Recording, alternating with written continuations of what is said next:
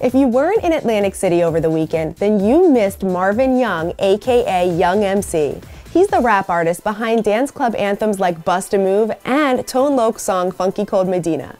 We caught up with him at the Atlantic City Weekly Nightlife Awards and got his thoughts on the rapidly changing music industry.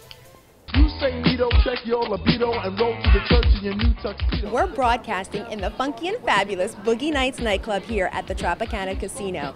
And guess who I'm standing next to? Award-winning musical artist, Young MC. Hi, Whitney. Hey, how are you? Good, how are you? So thank you for coming on the show. Thank you for having me. What brings you to Atlantic City? Well, I have a performance tomorrow night at Boogie Nights, and I'm taking part in the awards for the AC Weekly Nightlife Awards tonight, so I'm looking forward to doing it. Yeah, we're looking forward to hearing you. This is so cool. So you're in Atlantic City right now. You're at the Tropicana. How do you like it so far? I mean, it's nice. I mean, it's cold, but the whole eastern seaboard is cold. I'm coming from Arizona, so whatever. But I like it. The people are nice, and I'm looking forward to a good time. Yeah, okay, great. Well, we're going to show you a good time here in Atlantic City. Cool. So tell us about hip-hop. I mean, you had this award-winning song, Bust a Move. Everybody knows it. They play it at every party. How do you feel that compares to some of the rap songs today? Well, the problem is that there's not as much artist development. There used to be stuff where kids would look at the artwork and the liner notes and then want to see the pictures and all that stuff, and all that's going away. They just really want the song and who's the producer and what sample did you use and who's guesting on the song. Right. All this technical stuff behind the scenes, and that kind of takes away from the artist being, you know, the phenomenon in terms of the fans. I mean, people want to be artists. They don't necessarily want to listen to music as much. So I think that kind of hurts the possibility of songs being as big today, because there's so much other stuff that goes along with it.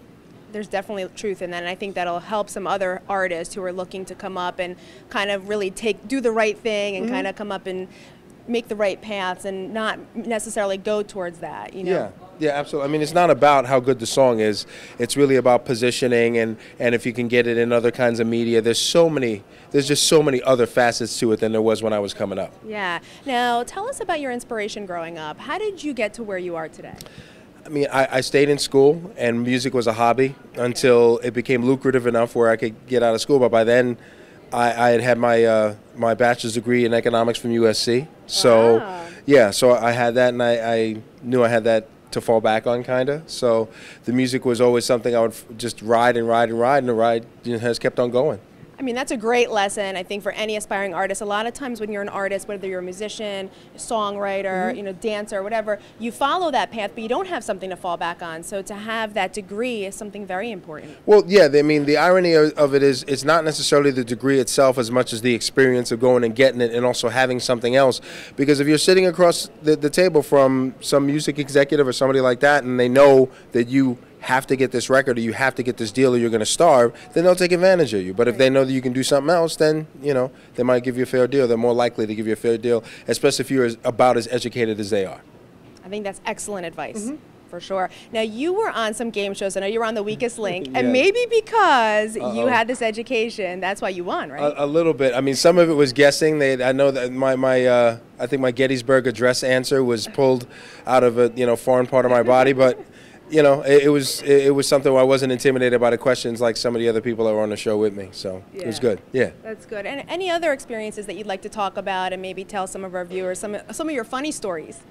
Oh, well, I mean, a lot of the funny stories, it wouldn't be really good to repeat because either they wouldn't be in good taste or I'd be outing somebody that really I don't really need to drop names. But I mean, I've had a good ride, but it's been fun. But I've been smart about things. You don't hear crazy stuff about me in the news or anything like that. Right. So that's what it is. I mean, I take it for what it is. I feel happy and lucky and blessed to be able to continue to do what I love to do for a living 20 some odd years later. It's a good thing, and I still use my education. I have my own entertainment corporation. I'm branching out into other things, trying to write some screenplays and getting songs placed in different kinds of media. So there's a lot of things that I've learned that I could really make the most of. So I was just going to ask you that about your future endeavors and what you're doing now. Do you have any new songs coming out, or you're going to focus on the back end of that and help other artists? Well, I perform some newer material in my shows. So what I try and do is promote the newer material when people come out and see my shows, and then I'll do some recording.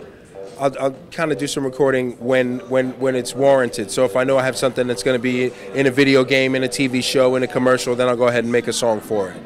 Well, what's a website where we can find out more information about you? Well, I have youngmc.com. That's my main website. I'm up on Twitter, official Young MC, and I have a Facebook.com/YoungMC. Awesome. Thank you so much for coming on the show. Thank you guys for having me, definitely. Thanks for joining us. We'll see you next Thursday at 8 p.m. for a whole new show. See you in Atlantic City.